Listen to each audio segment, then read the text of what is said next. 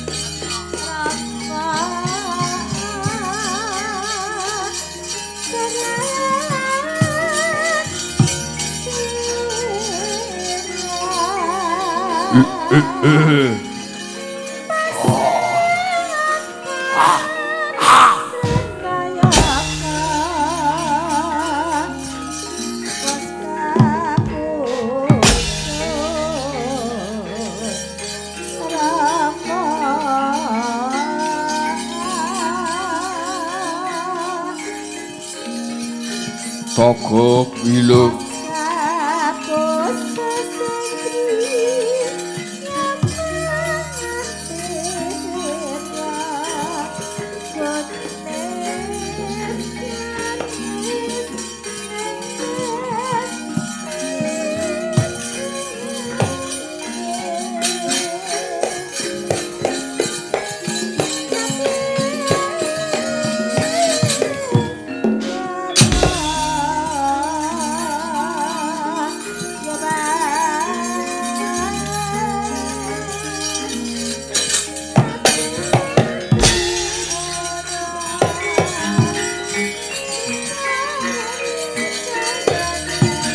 Yayi Patekara Yaksa rene Yayi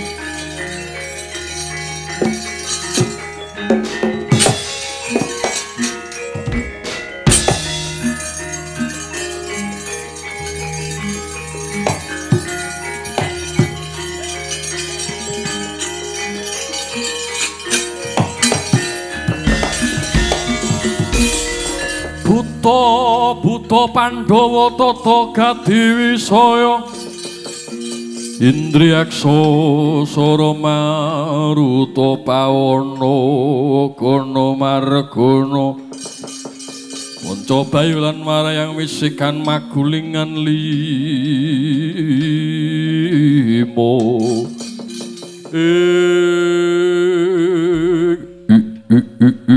Ladalah Bojleng iblis lanat setan padha jek-jekan Abdi kenasih kuwulu cumbu sakembaran Togo kelawan jeneng sira bilung padha raharja satekamu gok Togo wong lono nggih sinuwun Prabu Laraskandha Slamet sak lampah kula sembah pangabekti kula mugi kunjuk. Nggih, Bose.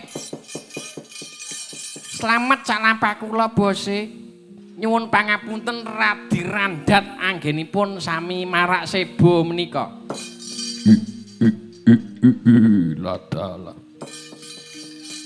Mula ta mula nggonmu suka, paring suka kudu nyawang kahanan. Merga iki negara jurang para dudu sabaening negara. ning negara sing gemah ripah lo jinawi karto toto turaharjo. Nggih, Bose. Pengangkahku negara jurang poro bakal wiyar jagate ning kudu nganggo sarana. Ya kuwi bedah negara Sanuswantara. Antarane negara Ndarawati, negara Mandura lan uga negara Ngamarta. Wiwit kapara sore mau panjenengan ingsun Sang Maharaja Laraskandha utusan kelan abdi kinasihku Yayi Patih Kalayaksa. Yayi gunmu marak ngabiyantara sajak beda kelawan adat saben piye gunmu tak kongkon pikantuk gawe apa ora Yayi Patih Kalayaksa. Sinuwun Prabu Laraskandha sembah pangabekti kula mugi kunjuk sinuwun. Iya wis tak tampa gawe maremati kang tanpa upama matura kanthi prasaja matura kanthi trewaca aja ndadak nganggo tedheng aling-aling Yayi Patih Kalayaksa. Waduh sinuwun Prabu Laraskandha sekawit kula menika mimba warna dados Narendra Mandura Prabu Baladewa. Kula happy sowan dhateng negari Ndarawati ambujuk Prabu Sri Bathara Kresna supados puruhita wonten ngarsa paduka sinuwun Prabu Laraskandha. Ning nyatanipun wiwitan kula kinten kula menika bingung nalare kepiye Yayi Patih. Sekawit Prabu Sri Bathara Kresna kadi ngenaki raos sing manah kula sinuwun. Ngenaki kepiye?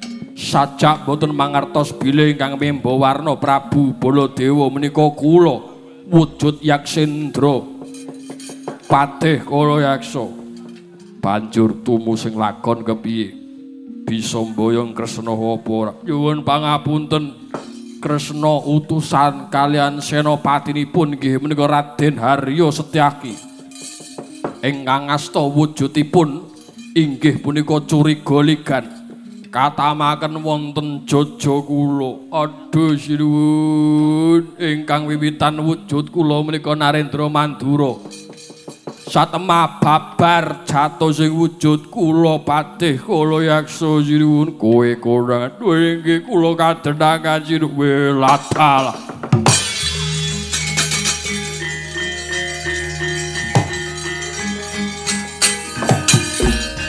Bumi gunjing langit klop-klop katon lirik kincange ngalis Pisang mawe gandrung sabarang kadulu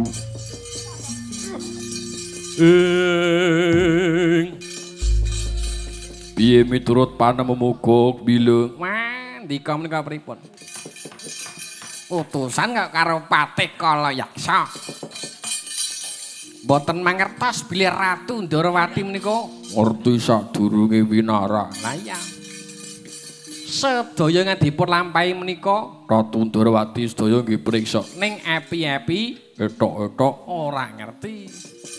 Ning nyatane jenenge wong pinter niku nggih mboten kasar tumindake ning alus. Nah, durat moko kemalingan. tegese piye? Durat moko kok kemalingan, maling kok kemalingan. Lho, ya ta? Patih sampean niku bodho ya. Turun gaji mawon patihe. Turun gaji piye to, Lho? Konangan ora usah didumi saweran. Ya didumi kabeh wong dulure kabeh. Lah iya, ning nyatane konangan karo Prabu Sri Bathara Kresna. Togok muntun dawuh sinuwun bilung. Wonten dawuh bahasa. Dina samengko nadyan tuh wurung nggonku bedah negara Ndarawati ning aku maksindar Bericara. Cara ingkang kadosa pundi menika lho? Aja dadak ngenteni kesuwen, ora ana liya negara Ngamarta bakal tak bedah nganggo caraku dhewe. Nganggo ego partikelku dhewe, Gok. Otos mengkotun sidiwun. Kados mengkaten bose. Iya. Laturi sabar, mengko. Makane sampean budalan ora wuru ngeperang gagal. Niku mboten gathuk. Ora gathuk perang gagal. Perang gagal wis tak penak. Ora penak, dadak perang gagal, perang engko pajar wae lho. Perang pajar-pajar mripat karipan, awak pegel. Nah iku cocok gawe perang gagal. Oh ngono. Ora bisa gok togok lan jeneng sira bilung. Ayo derekno laku panjenengsun budal menyang negara Ngamarta bakal tak laku dusta Narendra Ngamarta Prabu Puntadewa.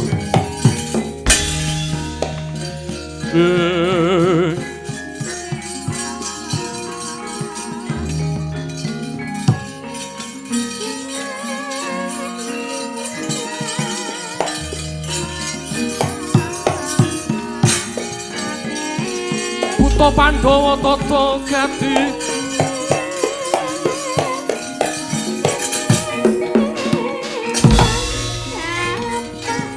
Ayo Yayi derekno panjenengsun.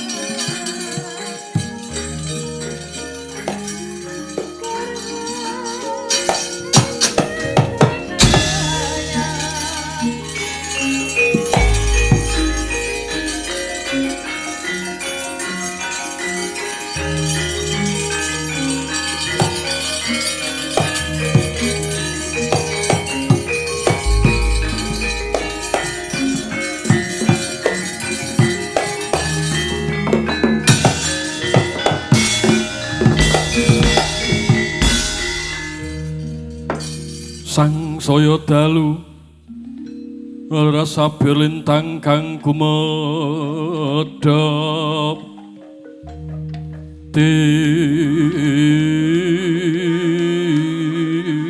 ati sunyo tengah wengi lumrang gandaning puspito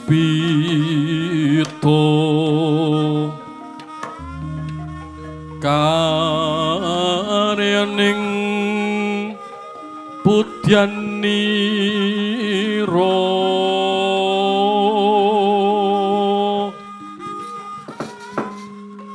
Deptes ma aku nyawang selendang biru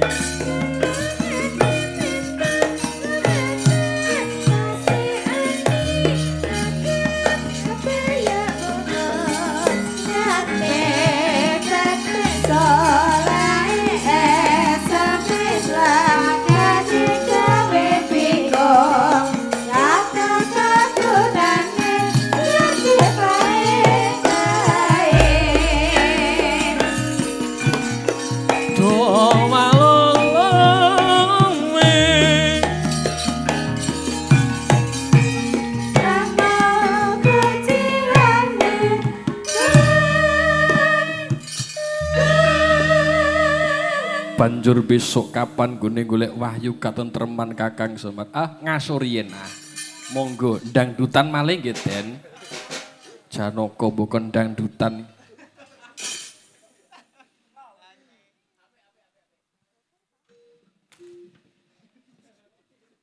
ayo Petruk nembang meneh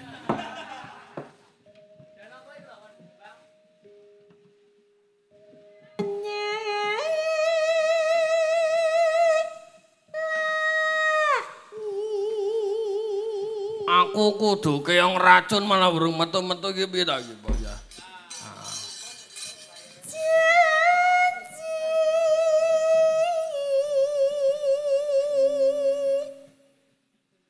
Selendang biru selendang biru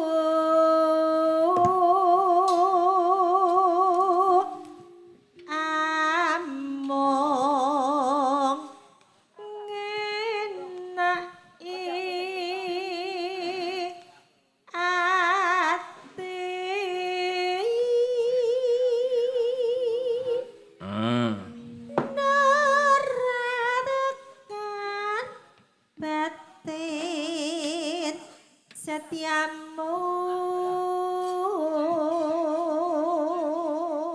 Ayo Tegar, yo tunjukkan kamu mempunyai bakat untuk merebut hati ibu tercinta. Ayo. Ayo nang Tegar. Ayo Gar. Ayo Beb. Selendang. Ayo.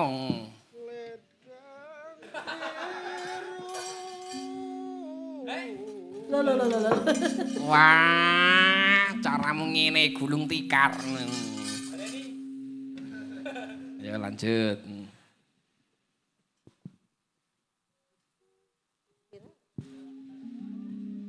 Tatapan janjimu selendang biru.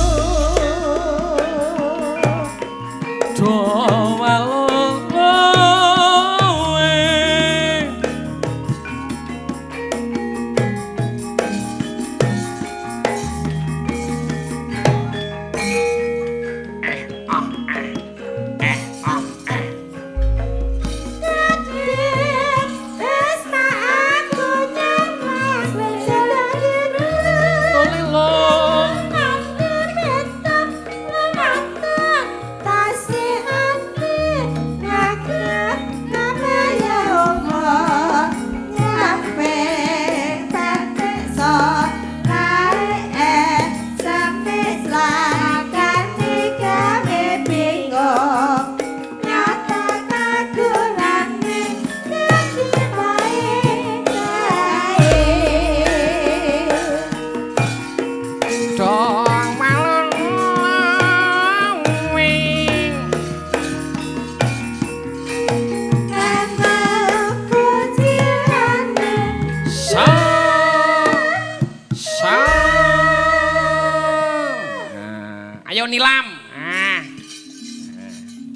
Nilam kuwi sapa Gareng? Pun mboten saya ngertos. Sampai ngerti nilam mesti mau gudak nang Gunung Wungkal wae.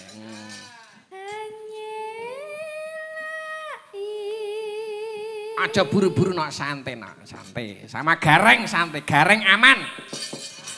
Tidak membahayakan. Deh.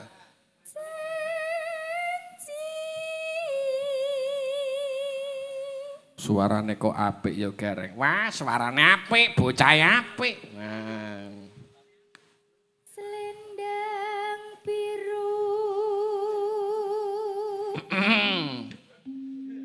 Selendang biru. Among enaki ati. Umpama Nilam dadi bojone Janaka kira-kira kepiye? Wes ra masuk. Ora cocok dadi bojone Janaka. Cocoke dadi bojone pengenong. Nah, sing enong sapa iku anyar. Nuratkan batin setiamu. Selendang biru. Mbah Taman maksih wungon apa sampun sare? Tatapan janjimu. Selendang. Assalamualaikum warahmatullahi wabarakatuh. Ndara Permadi, Ndara Janaka. Lungguh luwih dhisik nganu Bagong. Nggih. Sampean monggo kula aturi manjing riyin, santai riyin, istirahat riyin. Ben diurusi karo bocah-bocah bedugal. Bapak Semar, Piye anakku lanang Bagong? Bapak ya uga istirahat dulu wis. Aku gelem istirahat nek mbok gawekno lagu keong racun dole. Kok kaya ngeracun wong tuwa kok rena-rena wis ta. Wis, Bapak nenggani Ndara Janaka. Dikancani arep tapa brata. Ndang rono. Aja galak-galak kok Bapak Semar ya, Bagong. Wis ora apa-apa. Lungguh sing kepenak Kang Gareng. Iya. Petro ora mangkat iki. Ah Petro ning kene kok ya ora mangkat. Oh iya iki Kang Petro. Ayo lungguh bareng ya Bagong ya. Ayo. Ora perang gagal iki mau. Perang gagal apa ora usah. Wis tau.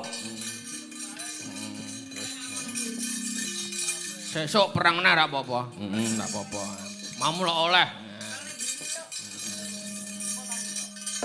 Assalamualaikum warahmatullahi wabarakatuh. Waalaikumsalam Petro. Wah bungah kok kang tanpa upama.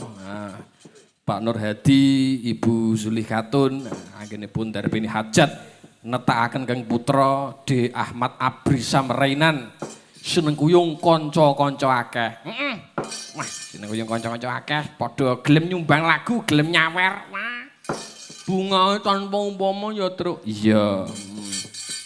Pranyata Pak Nur Hadi gune serawung marang tangga teparo, marang sedulur, marang kanca-kanca kabeh tepung gelang.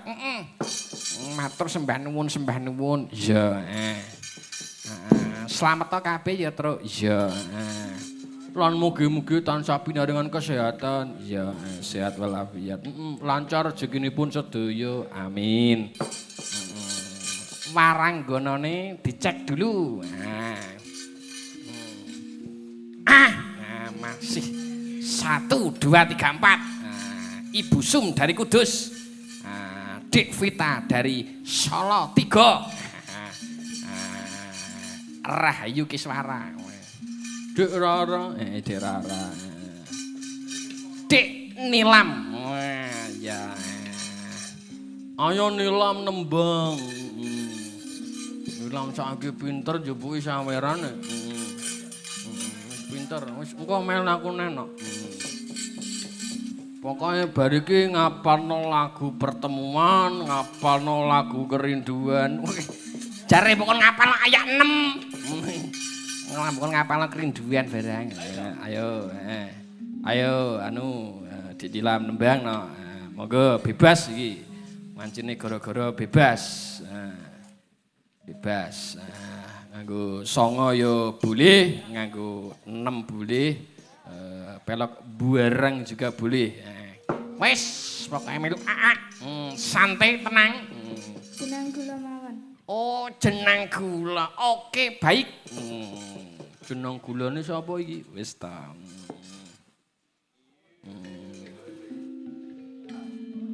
Dibawani napa langsung? Langsung. Kowe iki buru-buru terus kok gumunang.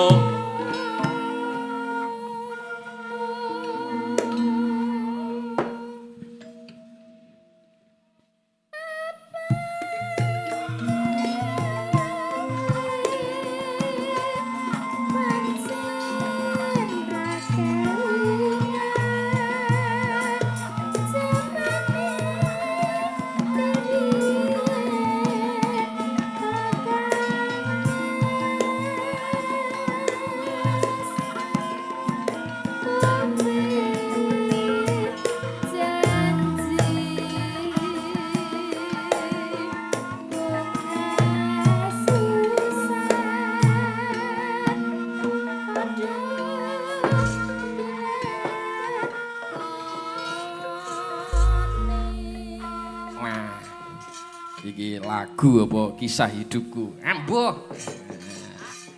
Lanjut Rahayu Kiswara. Mumpung maksa ning pelok barang, sisan gawe gaeno dadi ati ya kena. Kelinci ucul ya boleh. Ayo ra, nembang no. Anake Pak Tembong ya. Iya.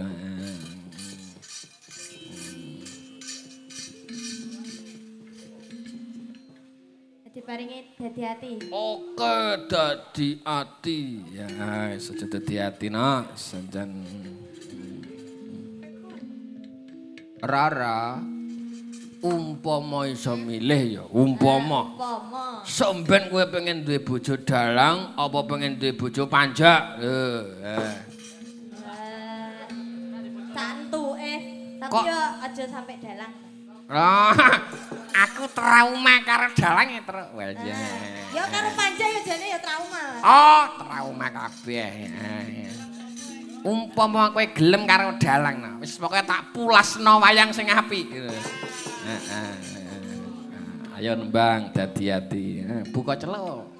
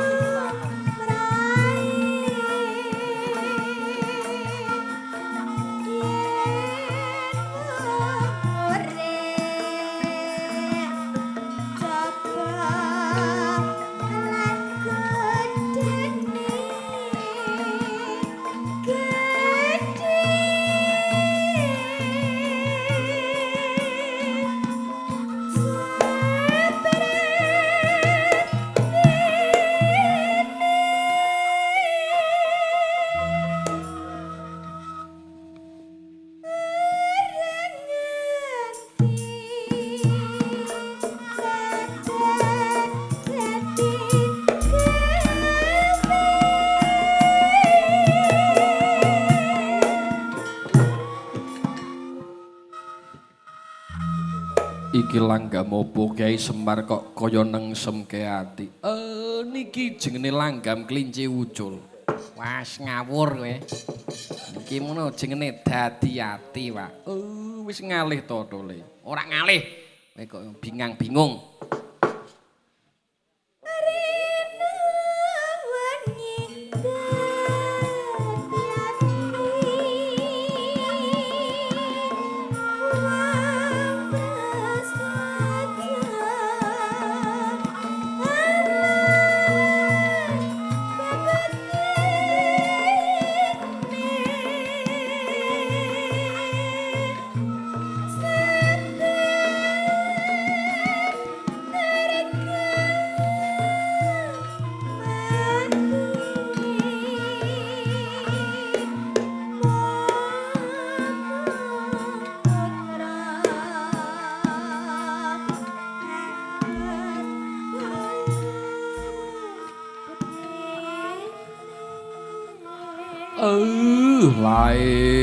Lae den menapa dawuhipun Kyang ing Saptawarga dhateng Dika Ndara Arjuna. Kyai Semar Badranaya kawruhana Triglenggan samengko Kanjeng Hyang paring dawuh lamun Triglenggan iki bakal tumurun wahyune katentreman ya wahyu kamulyan sejati Kilurah Semar. Nanging tumurung wahyu kebaing panggodha kebaing pangrencana Janaka kautus supaya bali menyang negara Ngamarta Kilura Semar. Inggih mekaten kula tak nderek dhateng dika nggih Den. Kula nggih nderek nggih Den. Kula nderek Den. Kula nggih nderek nggih Den. Wis pokoke kula napa-napa saged. Kula kan ngendang nggih purun, kon player nggih purun, wis pokoke. Ayo Ki Lurah Semar aja nganti genggang sarambut kelawan anak-anakmu Ki Lurah Semar.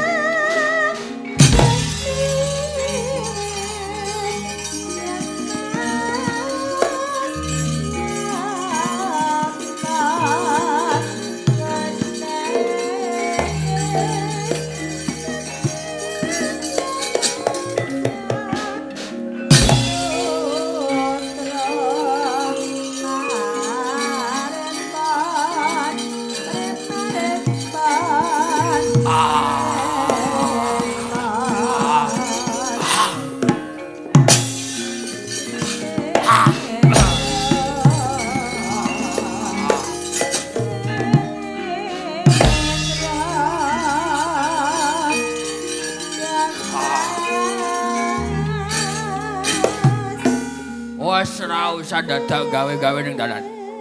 Mulya. Aku kudu perang cakil. Ora usah. Dadak nganggo perang-perang. Ono meneh.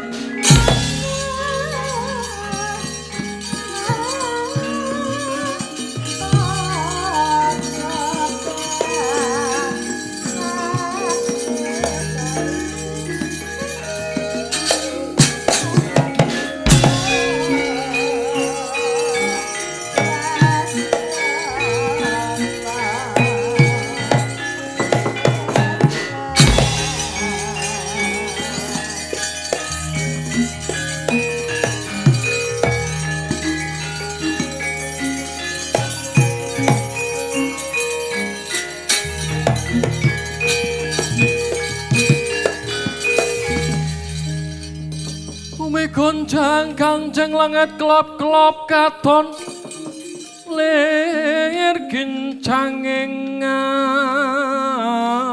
alis risang mawe gandrung sabarang kadulu sabarang kadul wukir nyomoyak mayik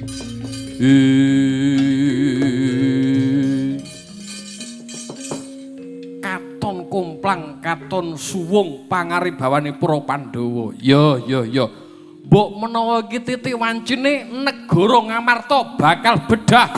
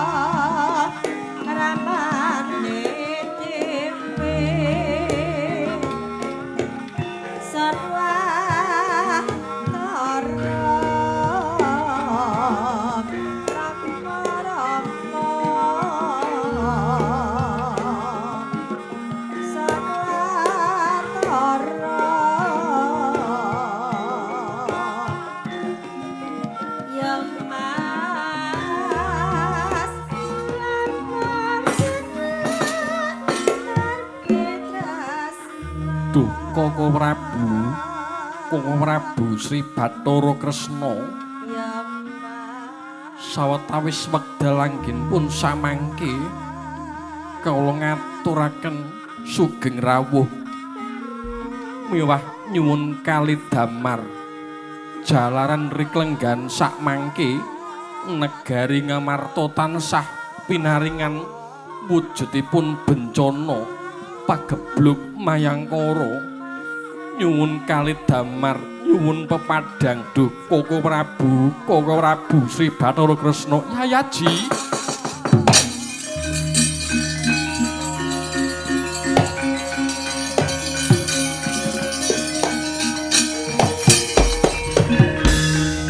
sakmangke negari Ngamarta yang ketaman pageblug mayangkara menika awit anggen paduka boten angrukti utawi ngupakara inggih ngrumati pusaka kagungan paduka ingkang nama nenggih pusaka Jamus Kalimasada Yai.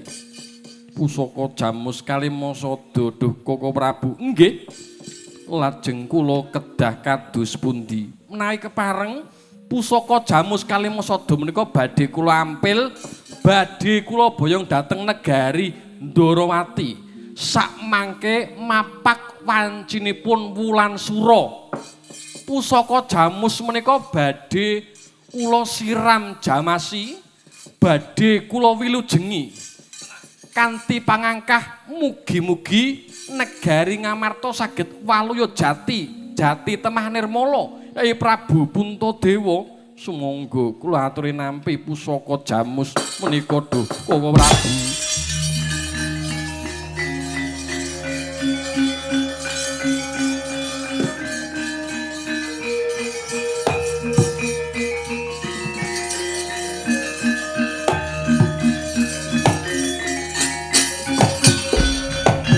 Warta saking godha sang guru kula ya tanha mutusa sang Sri Yayi besok dadak ngentosi menapa sakmangke pusaka menika badhe kula boyong Yayi nggih andheraken jengkar paduka duh Koko Prabu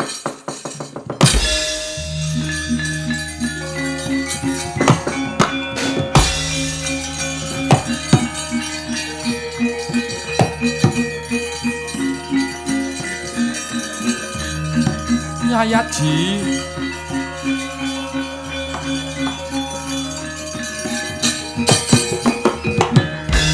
Wah, jlidak. Maksih ana penggawean apa sing keri?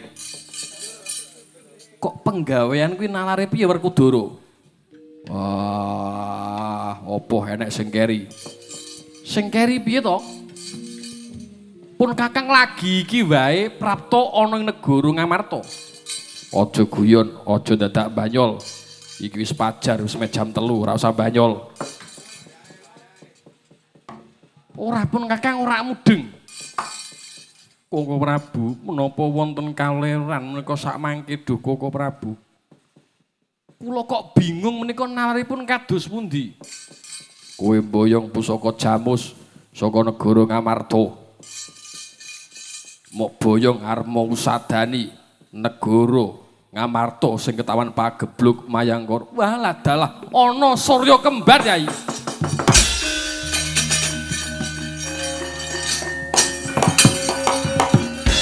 Lajeng kadosa pundi menika duh Koko Prabu? Wah, ana sing mempo warna kelawan kowe. Lho, mboyong pusaka jamus. Wah iya, kuwi pusaka kagungane para Pandhawa. Wah, Kresna, Piye Yai Werkudara? nek ora iso balekake pusaka jamus, aja takon dosa, aja dadi Kresna, dadi togok wae. Jaluk pamit Yai.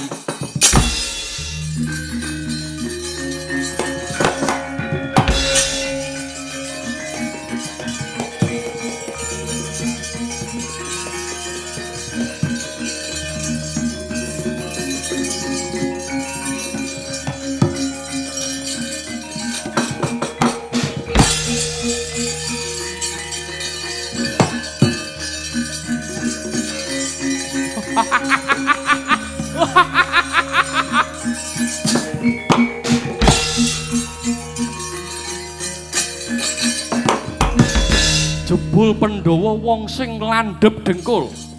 Kena tak apus krama ora sulap marang paningale. Ya. Suwe mijet wae ngranti pusakamu jamus kelakon bisa tak cidra. Dadi apa kowe para Pandhawa?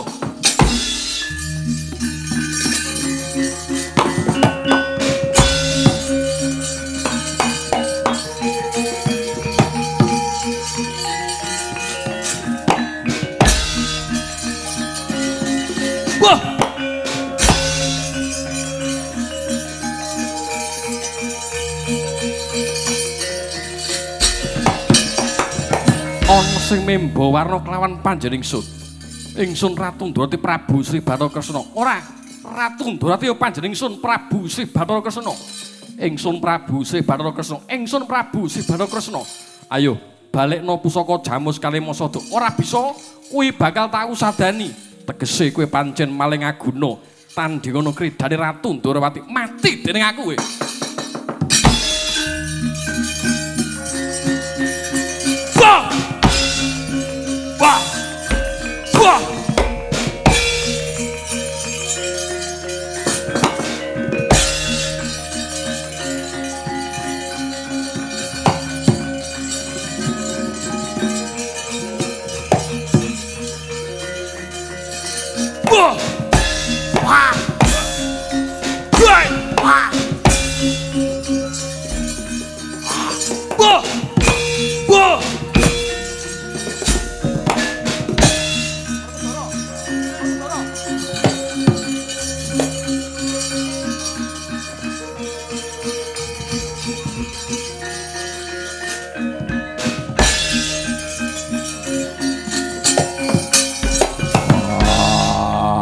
Kresna kembar padha tukaran.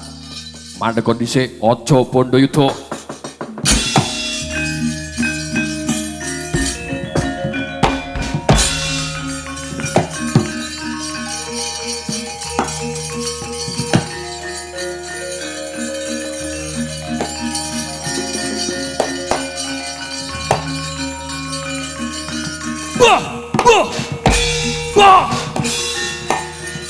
Wah, mandek.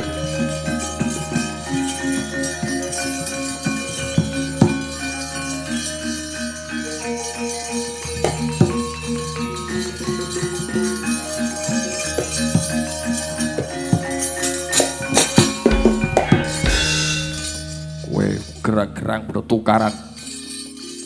Aku Kresna sing asli, aku yo Kresna sing asli. Ora idep. Werkudara duwe giri sayembara. Giri sayembarane apa? Sawangen iki wujude Gendhoga. Gendhoga iki sekti mandraguna.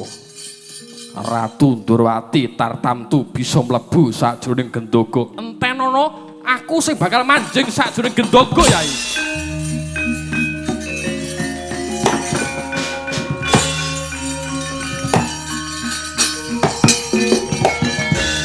Nyai Werkudara ana dawuh apa? Nek ngono ingsun ora kang sejati, dudu kaya mangkono. Ning dudu jamak lumrahe manungsa sing bisa mlebu sakjroning Gendhoga. Lantip tenan panggrahe tamu Werkudara.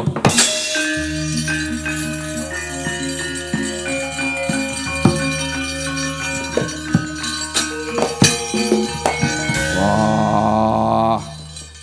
Gendhoga iki bakal tak banting mbuh dadine.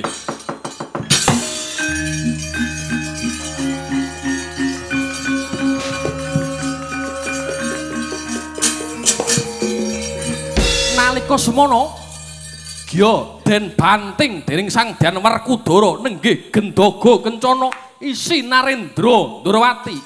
Kabanteken ing Bantala babar jatine wujud Narendra Jurangpura Prabu Laraskandha.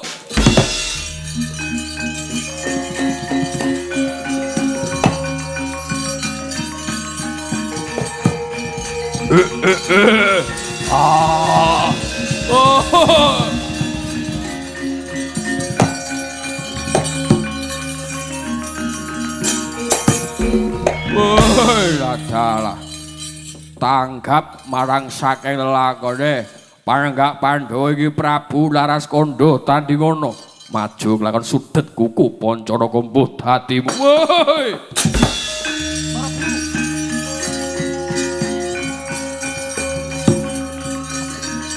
wah wah wah wah hit wah wah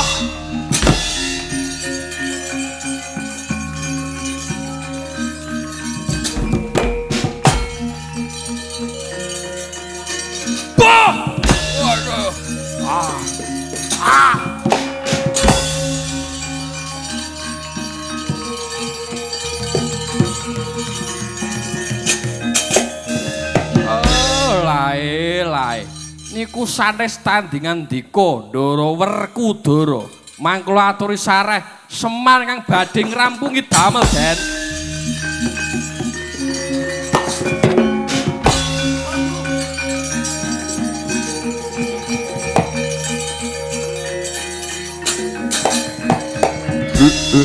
Ana ki Lurah Semar Putra. Ayo. Kowe gelem salen apa ora? Ora gelem salen. Ora gelem salen aja kelakon takon dadi apa kowe? Wah! Wah!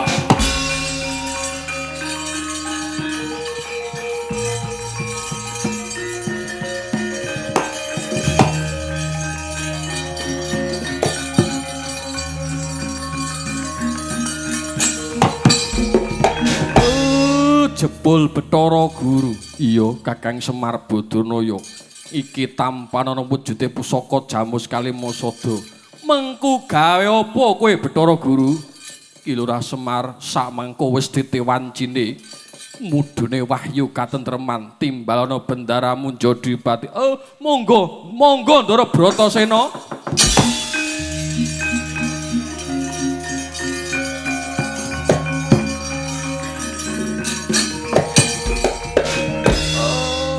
Samangke ndika Ndara Bratasena sampun samapta ing gateme wasawe going diri. Pukulun Bathara Guru sing prapta ana ing Madyapada. Iki mali-maliane Kresna palsu kuwi mau. Werkudara tampanana wujude wahyu katentreman, ya wahyu kamulyan sejati. Dimen kowe para Pandhawa lan keluargamu manggih sakjroning katentreman tampanana Werkudara.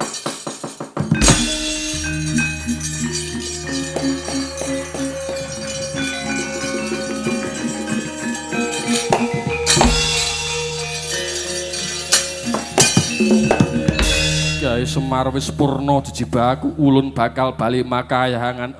Iya sing ati-ati Bathara Guru.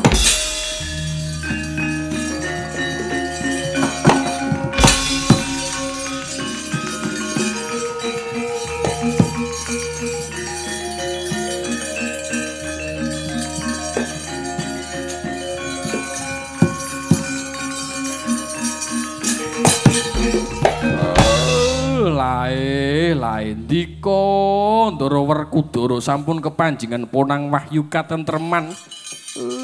Ateges Pandhawa menika sami hayu hayam tentrem nggih Den. Wah iya Semar Badraya. Lampahan wahyu katentreman sampun rampung. Mandhapipun ponang wahyu katentreman nugroho wahyu katentreman mugi-mugi saged lumeber dhateng Kang Hamengku Gati nuninggih panjenenganipun Bapa Nurhadi dalah Ibu Zulikhatun lan adik kawula ingkang dipun khitanaken Ahmad Abrisam Rainan mugi-mugi tansah hayu hayem tentrem slameta wiwit slameta tengah slameta mburi tansah pinaringan sehat wal afiat rezekinipun banyu mili panaya ilining banyu segara amin Allahumma billahi taufik wa hidayah waridho wal inayah wal afu minkum. Assalamualaikum warahmatullahi wabarakatuh.